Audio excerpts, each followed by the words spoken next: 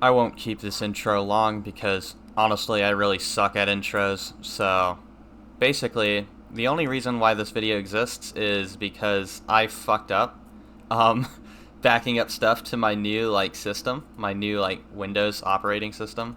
Um and I kind of lost the video file for the actual video I was working on. So last minute I decided the best thing to do was to read a Forsaken fanfiction.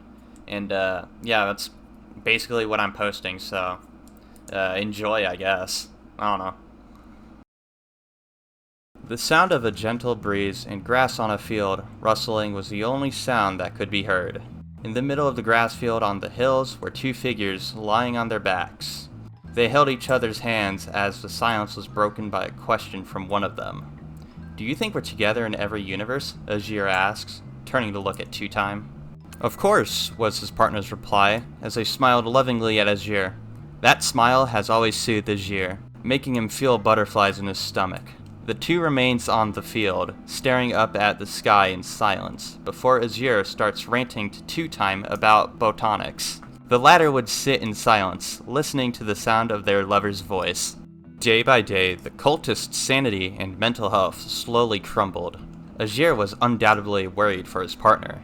His significant other has been acting strange for the past week ever since the Spawn cult they were in introduced a new teaching. While Azir never got the opportunity to hear what happened, Two-Time did, and it seems like they weren't doing so well after that. He has caught them staring at their dagger intently, as if in deep thought or having some internal conflict, for almost an hour before. This wasn't normal behavior from Two-Time, and Azir knows it. Yet he couldn't find the courage to ask them about it. He trusted the other wouldn't do anything. They wouldn't be planning anything against him, right? It was supposed to be a normal day like always when Two-Time had asked Azir to go out to the field with them. Usually Azir would follow without hesitation, but it was already late at night and the sky was long since dark. Despite his hesitance and confusion, Azir still agreed. The two would go out and back onto the hills, where they would always lay on and watch the clouds together. The moon was full and shone brightly in the sky alongside a few stars. They kept walking until they reached a patch of flowers near the edge of the field. Two-Time, where are you going? You know those flowers are poisonous, right? They're bittersweet nightshades. We shouldn't go there. Azir tries to convince Two-Time to stop, but the latter refuses to go back and kept walking right into the flower patch. While Azir didn't want to risk getting himself nightshade poisoning, he couldn't just leave the cultist like that. So he follows Two-Time into the flowers, trying not to get any of the leaves and flowers in contact with his skin. That's when Two-Time stops and turns to face Azir. "I'm sorry." A sharp pain radiates from Azir's chest as Two-Time lunges forwards. When Azir looks down, he sees the dagger plunged deep into him. He'd fall onto the flower bed as he coughs up blood that stains the purple nightshades a crimson red. Two-Time staggers over where Azir lays and kneels above him, grabbing the hilt of the dagger and pulling it out before stabbing it back into his body over and over again. They were actively sobbing as they landed the final stab right into Azir, who laid there. "The Spawn will bring you back.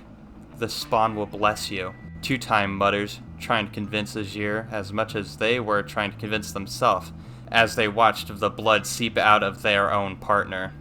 "It's alright. I love you no matter what, my nightshade," Azir says as he raises a shaky hand up to Two-Time's face. The gesture causes the cultists to still, and their eyes widen. Azir smiles, a gentle one that has no malice or signs that he held any grudges against them. It only causes Two-Time to sob harder. As their tears kept falling, the nightshade stained red, just like Two-Time's hands, that were coated and tainted with Azir's blood.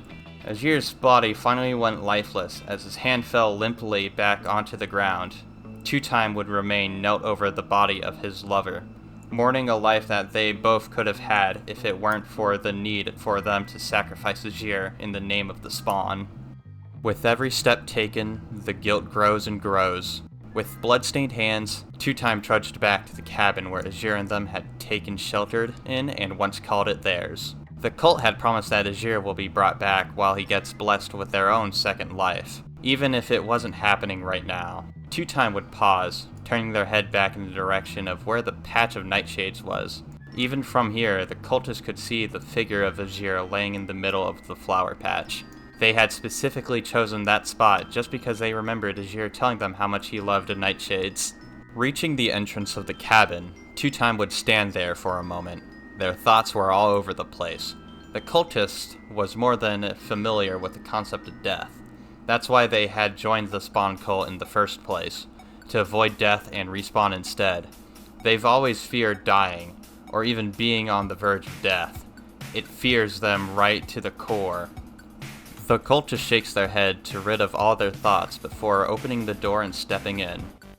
The house felt empty, like something is missing, and something was missing. A presence that Two-Time had grown comfortable with over the years, gone and will most likely not return.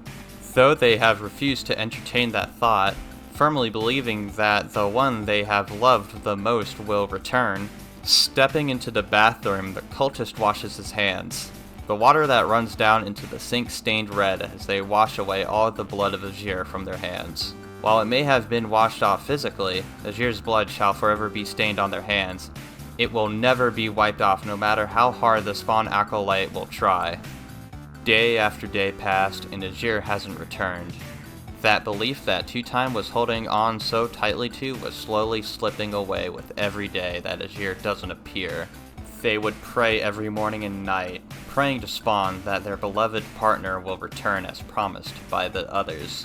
When praying seemed to not work, they resorted to small sacrifices.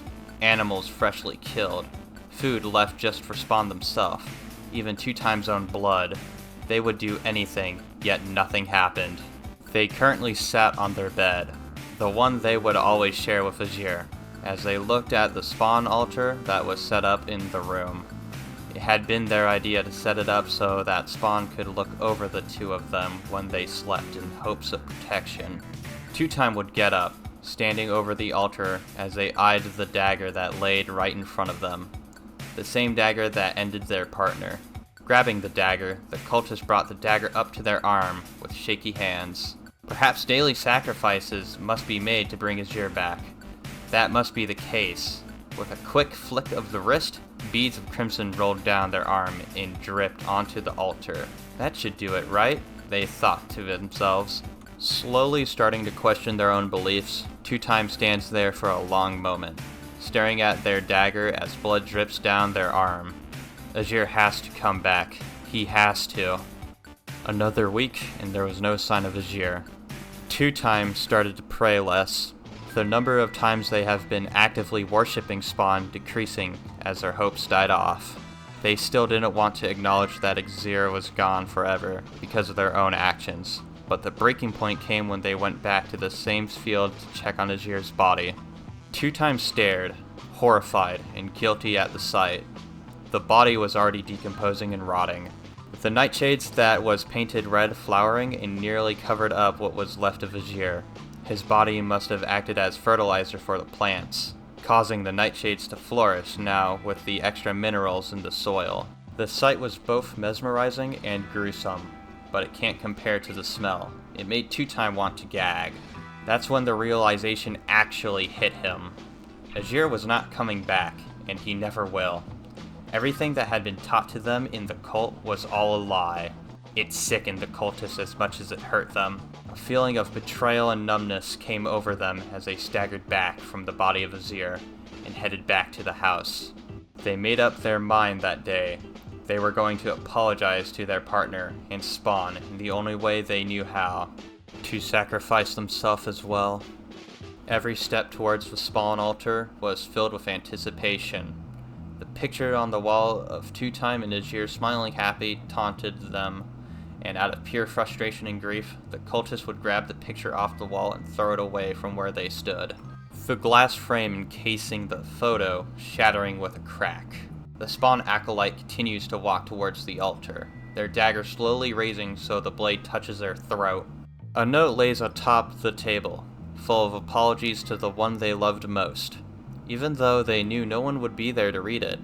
Hot tears roll down their face as Two-Time recalls the memory of the last moments he was with Azir, guilt eating them alive, Hopefully after this, Azir can forgive them for their mistake, and Spawn can purify them for all their sins. I'm sorry for everything, Azir, was all Two Time could muster up the heart to say. So, with a final slice of the dagger, the only sound that will ever be heard from Two Time will be the sound of their body hitting the ground. The silence that follows afterwards will never be broken again.